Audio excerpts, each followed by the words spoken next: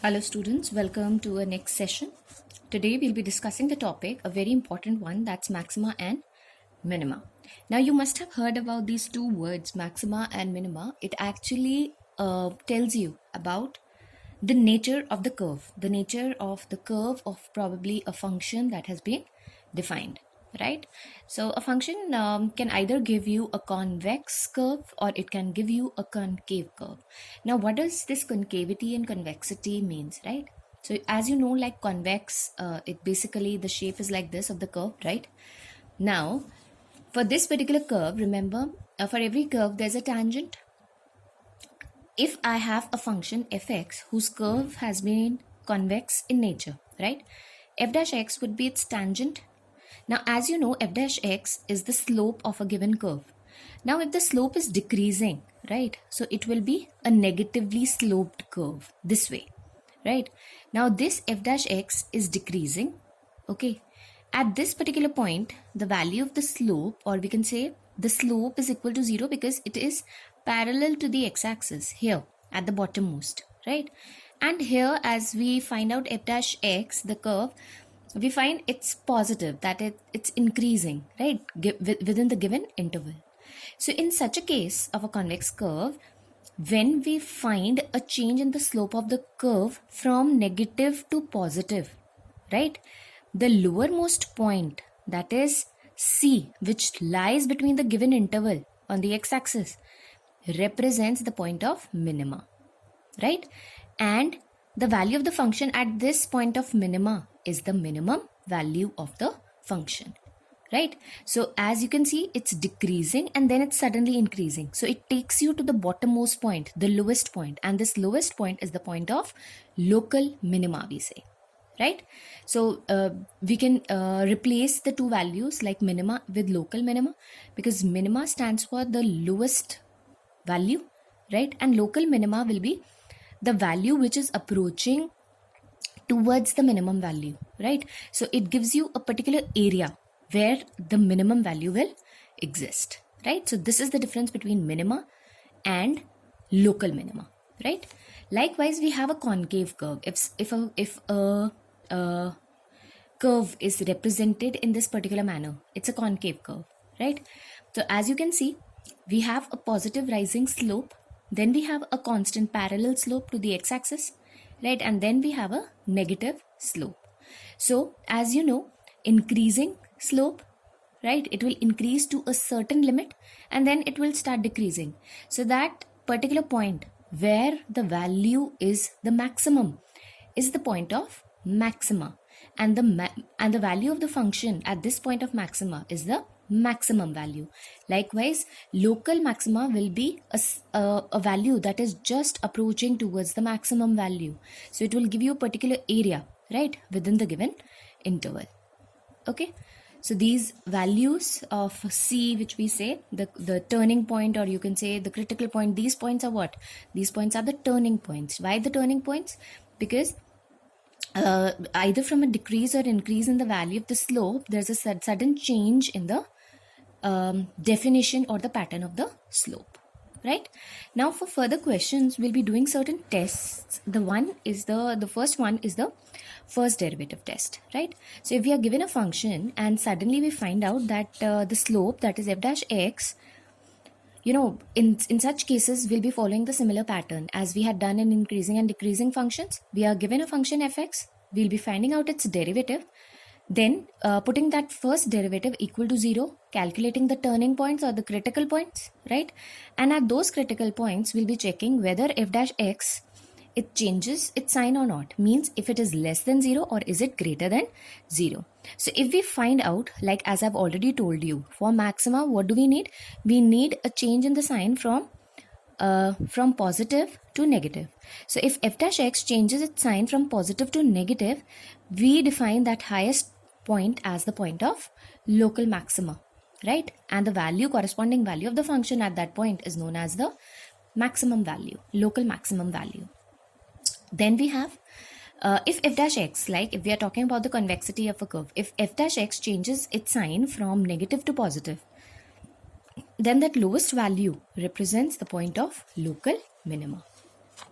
And if we find that f dash x is not even changing its sign, right, it does not particularly shows a change in sign, then we say that then C is the point, is said to be the point of inflection, means it is neither increasing nor decreasing, right? Then if we cannot go by the first derivative test, or the first derivative test is giving us certain complicated results, we follow the second derivative test, right? Now, what does the second derivative test means? We've already done the first derivative test, right? We've calculated the critical points, for example, for a function.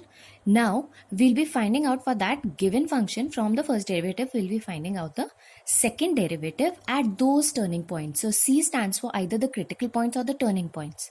So, if we find out that the second derivative is coming out to be less than 0, right, then C will be the point of local maxima, right? And the value of the function, that is fc, at that particular point C is said to be the local maximum value. Likewise, x is equal to C is the point of local minima if f dash C is equal to 0 and f double dash C comes out to be greater than 0, right? So if f double dash C is less than 0, then that's a local maximum, that's a point of local maxima. C is a point of local maxima.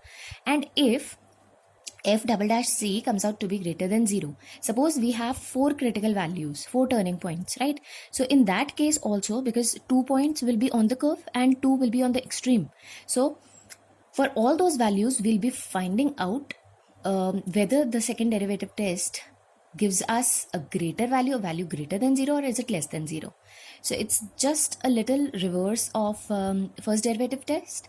If f double dash C comes out to be less than 0, that represents the point of maxima, right? And if f double dash C is greater than 0, then that represents the point of minima, right? And in case f double dash C comes out to be equal to 0, then we say that the test fails here because it does not give us any relevant result. So we go by the results of the first derivative test, right? Then we have how do we calculate the absolute maximum and the minimum values? So for any given function defined in a given interval I, let's say, we have a function fx, we'll be finding out its first derivative, calculating its turning points or critical points, right? Then at all those points, we'll be simply calculating, we won't go by the first or the second derivative test. Simply at all those points, we'll be calculating the value of the function. The value that gives us the minimum value of f is the absolute minimum value, and the maximum value of f on putting the critical values will give us the maximum, absolute maximum value, right? So this is all about the theoretical portion that is concerned, right? We begin with exercise 6.5 for a better understanding of the concepts we've already done, right? So we move on to exercise 6.5. We have find the maximum and the minimum values. So we have this given function fx is equal to 2x minus 1 whole square plus 3. In case we have to find out the maximum and the minimum values, means we have to locate the points of local maxima and the local minima here, right? So the best way to do it is to follow the second derivative test, because second derivative test would give us, the clear-cut results, the uncomplicated ones, right? So if fx is a given function, remember in each and every step for calculating maximum and minimum values, we need to find out the first derivative. So f dash x is how much? 2 into 2x minus 1, and then d by dx of 2x minus 1. That is, we'll be applying the chain rule over here, right? So this is x to the power n formula, n x to the power n minus 1, and then derivative of this function, which is 2 again. Derivative of 3 is 0. So what do we get? We get 4 into 2x minus 1. We put this equal to 0, and as such we calculate x is equal to half. So we have just got one critical value, one turning value, right? Now we can simply go by the second derivative test, right? Now the second derivative test is we calculate f double dash x. Now f dash x came out to be this much. F double dash x will come out to be 8. Now the value of x we already know is half. It will not change the value of this particular function. So anyways, 8 comes out to be greater than 0. And greater than 0 means this critical value is the point of local minima. Remember, in case of second derivative test, if f double dash c comes out to be greater than 0 means we are talking about point of minima. And what is the minimum value at this particular point? The minimum value of the function, that is, we have to calculate at x is equal to half. What is the minimum value? It is 2 into 1 by 2 minus 1. So it gives us 3 as the minimum value.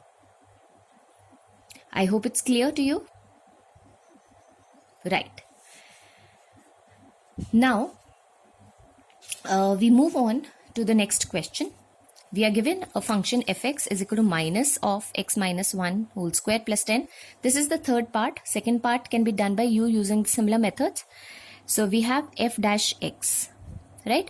If you want, you can use the first derivative test as well, but second derivative test as such has given us, the exact results. So it's better to go by the second derivative test here. So f dash x is minus 2 into x minus 1 plus 10, right? Put f dash x equal to 0, right? Sorry, this is minus 2 into x minus 1, right? D by dx of x minus 1 will be 1 and d by dx of 10 would be 0, right? So putting f dash x equal to 0, we get minus 2 into x minus 1 is equal to 0, or x is equal to 1. So we've got one critical value here, right? Let's calculate f double dash x. Now if f dash x is coming out to be this much, that is minus 2x plus 2, right? So f double dash x would be minus of 2, right? Now what is the critical value? At 1 also the value is minus 2, which is less than 0. So x is equal to 1 is point of maxima, right? And how much is the maximum value? The maximum value will be putting it in the function, that is calculating f of 1. This is minus of 1 minus 1 whole square plus 10. So the maximum value of this function is 10. Clear? Simply just prove the test. For proving the test, we have to just find out that whether we are going to get a maximum value from this test. We can just prove that whether we are going to get a maximum value or a minimum value for the given function, right? Moving on. Similarly, we can do question number 4, right? So I'll just do it for you fastly. So we have g dash x, which is 3x square, right? And derivative of this is 0. So putting g dash x equal to 0, we have 3x square is equal to 0, that is x is equal to 0. So this is x is equal to 0 is the critical point or the turning point. Now calculate g double dash x. How much is g double dash x? So that's 6x, right? So g double dash x is equal to 0, right? Now if g double dash x is equal to 0, what did this mean? Right now, g double dash x is equal to 6x. So g double dash 0 is equal to 0, right? So what is x over here? We are not exactly getting, this is coming out to be 0. So our second derivative test fails here. So we go by the first derivative test. And what is the first derivative test? That is g dash x. So we have g dash x is again it's going to be coming out to be equal to 0 only, right? So x is equal to 0 is neither point of maxima nor point of minima, right? So we had done, so this 0 is what? It's a this point is known as the point of inflection, right? So g double dash 0 came out to be 0. So we could not prove whether it's a point of maxima or minima. So we go by test, that is derivative test for the first derivative test. So we've already found g dash x. Putting it over here, again we are getting value as 0. So what does first derivative test says? That if g dash x is equal to 0, we get neither a point of minima nor a point of maxima, right? For next, question number 2, we move on. We have find maximum and minimum value of the following functions. So modulus of x plus 2 minus 1. Now we are not concerned with the points of maxima and minima. We are just concerned about the value, that what will be the value of the entire function. So very simple questions these are. Just we'll be going with the logic. A modulus value, a value with a modulus sign always gives us a positive result. So we begin with this particular function. So modulus of x plus 2 will always give us a value greater than equal to 0. Right? Now, but the function is modulus of x plus 2 minus 1. So we will be subtracting minus 1 on both the sides. So what do we get? Modulus of x plus 2 minus 1 is greater than equal to minus 1. Right? So this means the minimum value of this particular function needs to be minus 1, because this entire function is taking values greater than equal to minus 1. So minus 1 will be the minimum, the lowest value. So for this function, the minimum value is minus 1. And in case you have to find out that point of minima, this means we'll be calculating, we need the value of x. If we are finding out the point, suppose we are going backward for this, right? So if we have to find out the point x, this means I need the value of x here.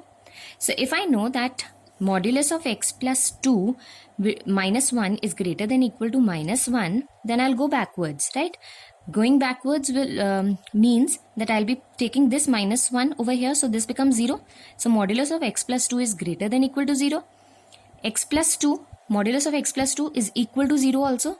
So x gives me a value minus 2. So here minus 2 becomes the critical point, and it means that x is equal to minus 2 is the point of minima, right?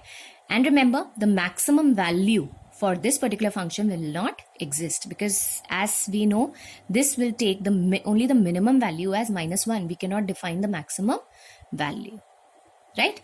Likewise, we'll be going with this gx is equal to minus of x plus 1 plus 3. So minus of x plus 1, right? X plus 1, or we can say x plus 1 will take values greater than equal to 0, and minus modulus of x plus 1 will be taking values less than equal to 0. This is what, if we multiply both the sides with a negative sign, remember the sign of the inequality changes, right? Now the function is this, so we need to add 3 on both the sides. Okay, so what is the maximum value now? The maximum value of this function will be 3. And remember, the minimum value will not exist. I hope it's clear why it does not exist, because this function can take the highest value as 3. The minimum value is not defined for this function, right? Likewise, we move on to question number 3. hx is equal to sine 2x plus 5. We already know that sine 2x, the range of the values would be minus 1 to 1, right? The sine function, obviously 2x means if sine x is a value like this, I mean a function like this, then sine 2x means there will be increase only in the amplitude of the function, this height of the function, right? Nothing else. But its particular, you can say the range would, obviously the range of values will remain minus 1 to 1 only, right?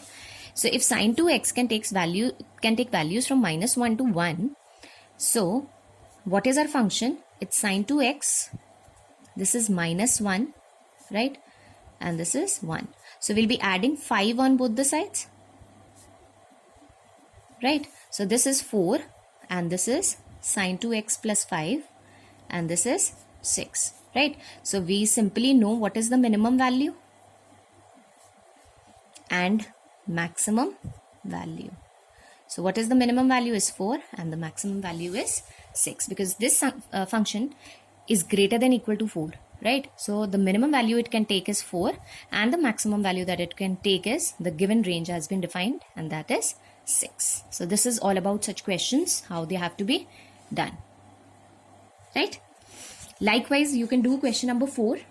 Okay, the same way sine 4x can take values from -1 to 1. Okay, and modulus function will also take values. So we can say that sine 4x takes a value -1 to 1, right? So sine 4x plus 3 means we'll be adding 3 on both the sides. So this is 4 and this is 2. -1 plus 3. So that's 2.